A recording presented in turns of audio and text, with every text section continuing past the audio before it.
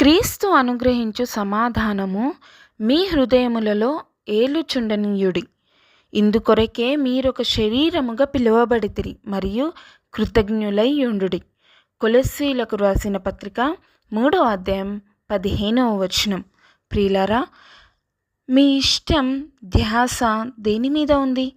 ఈ లోకానికి ఎందుకు వచ్చామో మరిచి జన్మించినందుకు సుఖంగా జీవించాలి, సంపాదించాలి, లగ్జరీగా బ్రతకాలి అని అనుకుంటున్నారా?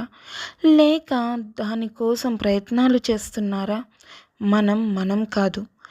ఎప్పుడైతే ఆ తండ్రిలో ఒకటవుటకు బాప్టిజమం తీసుకుంటామో అప్పటి నుండి మనం ఆయన వారము, ఆయన ఆలయమై ఉన్నాము. మనం ఆయన యొక్క సమాధానం మన హృదయంలో ఏలుచుండనివ్వాలి.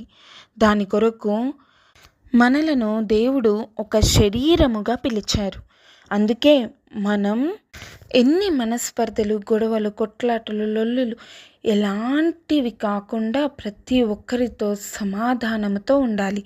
దాని కొరకే మనం పిలువబడినాము. కావున ఆ ప్రభువు మనకి ఇంత ప్రేమను చూపి ఆయన రూపాన్ని ఇచ్చి జన్మనిచ్చిన దేవునికి మనం ఎప్పుడు కృతజ్ఞులై ఉండవలెను.